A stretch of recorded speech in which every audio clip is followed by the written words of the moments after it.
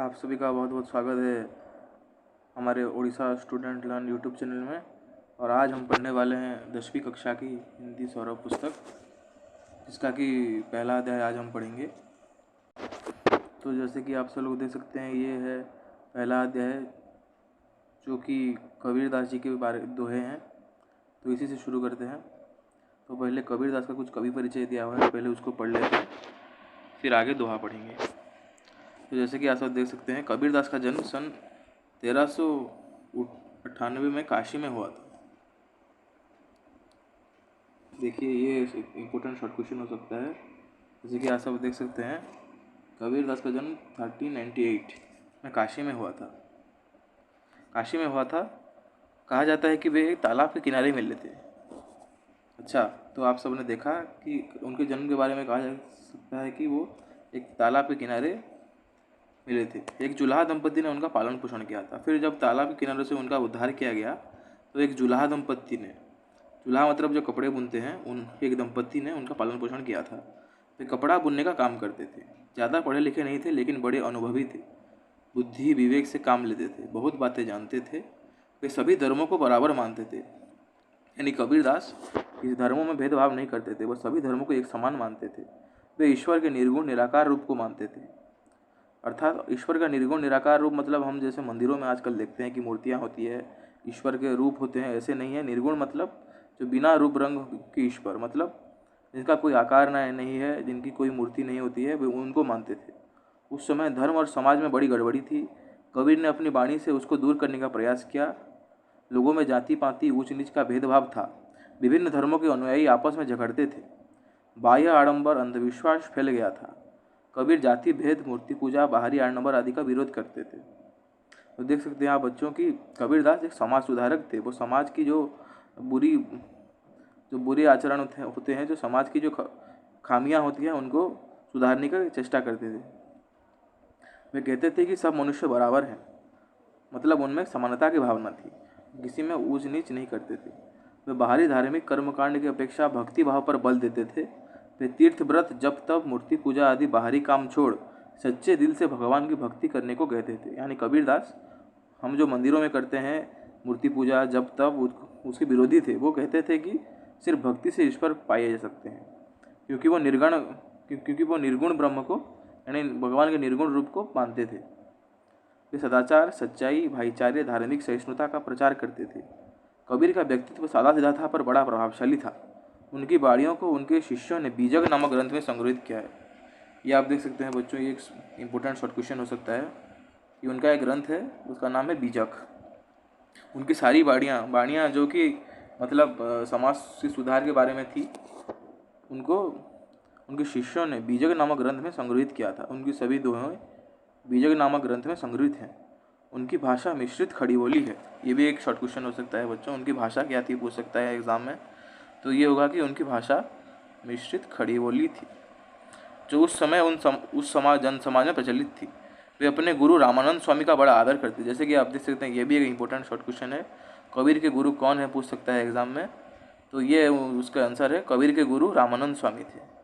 गुरु रामानंद स्वामी देख सकते हैं बच्चों, ऐसा है। शॉर्ट क्वेश्चन आपको बता दिए गए। तो अब दोहे पढ़ते हैं। दोहे में पहले मैं दोहा पढ़ लेता हूँ, फिर आपको समझाता चलूँगा। तो दोहे हैं, साँझ बराबर तप नहीं, झूठ बराबर पाप, जाके हृदय साँझ है, ताके हृदय आप। जो तो को कांटा बूबे, ताही बोए तू फूल, तो को फूल को फूल है, बाको है त्रिशूल। धीरे धीरे रे मना, धीरे धीरे सब कुछ होए, माली सींचे सो घड़ा, ऋतु आए फल होए। जैसे कि आप देख सकते हैं, हमने ये दोहे पढ़ लिए हैं। तो अब आपको मैं इन दोहों की व्याख्या करता चलूँगा, जो कि बहुत ही आपको मतलब इजी लगेगा। तो आपको जैसे इजी लगा, मैं वैसे ही व्याख्या करते चलता हूँ। तो साँझ बराबर, पहला जो दोहा है, साँझ बराबर तब नहीं, झूठ बराबर पाप। कबीरदास जी कहते हैं कि सत्य हमेशा महान होता है। संसार में सत्य के समान तपस्या नहीं होती है। साँझ मतलब सत्य होता है और तब मतलब तपस्या। तो कबीरदास जी कहते हैं कि सत्य हमेशा महान होता है, संसार में सत्य के समान तपस्या या ज्ञान नहीं है। झूठ बराबर पाप, यानी वो कहते हैं कि झूठ या मिथ्या के बराबर पाप या बुरा काम नहीं है, यानी झूठ बोलने से के बराबर और उससे ज़्यादा कोई पाप काम नहीं हो सकता है। जाके हृदय साँच है ताके हृदय आप, कबीरदास जी कहते हैं जिसके हृदय में सत्य का निवास है, अर्थात जो हमेशा सच बोलता है, उसका हृदय निर्मल है, पाप रहित है। यानी जो हमेशा सच बोलता है उसके हृदय में ही भगवान का वास होता है। अर्थात सत्यवादी को भगवान के दर्शन मिलते हैं, जो सत्य हमेशा बोलता है उसको भगवान जी के दर्शन मिलते हैं, वे महान होते हैं। समाज सत्यवादी का आदर करता है, पापी का अनादर करता है। यानी समाज में सत्यवाद जो सत्य बोलता है उसी का आदर किया जाता है, उसी को सम्मान मिलता है, और जो झूठ बोलता है उसकी घृणा की जाती है। समझे बच्चों? तो ये कबीरदास जी समाज सुधार के बारे में जो अपनी धारणाएं हैं, यानी जो अपने समाज को अच्छा करने के लिए, यानी और मानव को विकास एक अच्छा पद दिखाने के लिए ये सब दोहे लिखते थे, इसी के बारे में उन्होंने कहा है। तो दूसरा दोहा पढ़ते हैं, जो तो को कांटा बुवे ताही बोए तो फूल, तोकू फूल को फूल है बाको है त्रिशूल। तो ये भी मैं समझा देता हूँ। तो जो तो को कांटा बोवे ताही बोए तो फूल, कबीरदास जी कहते हैं कि अच्छे काम करने वाले को अच्छा फल मिलता है और बुरे काम करने वाले को बुरा फल मिलता है। ये बात सत्य है, ये सब आप भी जानते होंगे, लेकिन कर्म के अनुसार फल भुगतना पड़ता है। कर्म जैसे करते हो फल भी वैसा ही मिलता है, जैसी करनी वैसी भरनी होती है। तो कबीरदास जी कहते हैं जो हमारे रास्तों में कांटा होता है, अर्थात जो हमारी बुराई करता है, हमें उसकी भी बुराई ना कर कर उसके रास्ते में फूल बिछाने चाहिए, अर्थात उसकी भलाई करनी चाहिए। इसका नतीजा यही होगा कि हमारी अच्छाई करने से हमें अच्छा फल मिलेगा, उसकी बुराई के लिए उसको बुरा फल मिलेगा। मतलब अच्छा काम करो और अच्छा फल पाओ, ये कबीरदास की नीति है।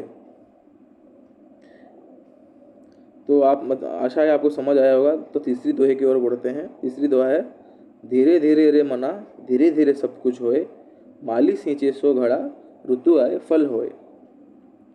तो यहाँ कबीरदास जी कहते हैं कि सभी काम धीरे धीरे होता है, यानी जीवन में हमें धैर्य की बहुत आवश्यकता होती है। उसका उदाहरण देकर कबीरदास जी कहते हैं कि जैसे माली अगर एक दिन में 100 घड़े पर भी पानी सींचे, फिर भी सभी घड़ों पर एक साथ फल नहीं आएगा या फूल नहीं आएगा, उसको धीरे धीरे समय लगता है बढ़ने में। इसी प्रकार वो ऋतु की प्रतीक्षा करनी पड़ती है, वक्त आने से ही पेड़ में फल आता है। उसी प्रकार हम अगर कर्म कर लेंगे तो हमें एकदम से फल नहीं मिल जाएगा, हमें धीरे धीरे फल मिलता है। हाँ, इसीलिए हमें हमेशा जीवन में धैर्य रखना चाहिए। तो ये है 3 दोहे थे कबीरदास जी के। आशा है आपको समझ आया होगा अच्छे से। वो बहुत मतलब कठिन कुछ नहीं है इसमें, इसकी व्याख्या भी दी गई है नीचे, आप बुक में से ही पढ़ सकते हैं। इसके कुछ प्रश्न और अभ्यास भी दिए गए हैं, बहुत मतलब सहज ही हैं। आपको कुछ मैं आलोचना कर लेता हूँ प्रश्न उत्तर, ताकि आपको और अच्छे से समझ में आ जाए। पहला प्रश्न होता है, साँझ या सत्य के बारे में कबीरदास ने क्या कहा है। ये जो पहला प्रश्न है, साँझ या सत्य के बारे में कबीरदास ने क्या कहा है, तो हमने पहले पढ़ा था, पहले दोहे में है कि संसार में सत्य के समान तपस्या ज्ञान नहीं है। कबीरदास जी कहते हैं जो पहला दोहा था, साँझ बराबर तप नहीं झूठ बराबर पाप। तो कबीरदास जी कहते हैं संसार में सत्य के समान तपस्या या ज्ञान नहीं है, तो यही होगा उसका उत्तर। बुराई करने, दूसरा क्वेश्चन है, बुराई करने वालों की भलाई क्यों करनी चाहिए। ये जो हमने दोहा पढ़ा था, जो तो को कांटा बोवे ताही बोए तो फूल, ये वही होगा, उसको उसी मतलब दोहे से आया है। इसका आंसर वही होगा, बुराई करने वालों की भलाई क्यों करनी चाहिए, ये प्रश्न है। तो इसका उत्तर है, हमें हमको मतलब हमें अच्छा फल मिलने के लिए हमें बुराई करने वालों की भी भलाई करनी चाहिए। यानी जो हमारे साथ बुरा भी करता है उसको तो बुरा फल मिलेगा ही, पर हम उसकी बुराई ना कर हम अगर अच्छा कर्म करें तो हमें, या अगर उसकी भलाई करें तो हमें उसके बदले अच्छा फल मिलेगा। तो इसी कारणवश हमें बुराई करने वालों की भलाई करनी चाहिए। धीरे धीरे सब कुछ कैसे होता है, इसलिए कवि ने कौन सा उदाहरण दिया है, ये वही होगा बच्चों जो लिखा हुआ है मतलब तीसरे दोहे में, धीरे धीरे रे मना धीरे धीरे सब कुछ होए, वही होगा इसका आंसर। जो कबीरदास ने जो उदाहरण दिया है, जो मतलब माली अगर 100 घड़े पर भी पानी या जल देता है, फिर भी समय या ऋतु आने की प्रतीक्षा करता है, उसके बाद ही उसमें फल लगते हैं, वही उदाहरण इसमें लिख देना, तो ये सही होगा। ठीक है। तो 2 नंबर में है, पदांकों के अर्थ 2-3 वाक्यों में स्पष्ट कीजिए। तो ये दोहे दिए हुए हैं, तो आपको उनकी थोड़ी थोड़ी सी व्याख्या करते चलनी है। और जाके हृदय साँझ है ताके हृदय आप, ये तो आप को मैं अब अच्छे समझा दिया हूँ, तो आप आराम से लिख ही सकते हैं। ये कुछ एक वाक्य में उत्तर दें, किसके बराबर तब नहीं है, साँझ बराबर तो यानी सत्य के बराबर तब नहीं है, इसका आंसर होगा। झूठ के बराबर क्या नहीं है, झूठ के बराबर पाप नहीं होता है। जिसके हृदय में साँझ है उसके हृदय में कौन होते हैं, ये हमने पढ़ा था बच्चों, याद कीजिए।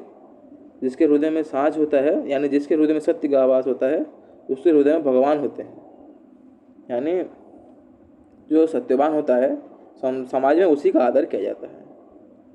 झूठ की तुलना किसके साथ की गई है, झूठ की तुलना पाप के साथ की गई है, इसका उत्तर होगा। फिर उसके बाद क्वेश्चन है, साँझ की तुलना किसके साथ की गई है, साँझ की तुलना तपस्या के साथ की गई है।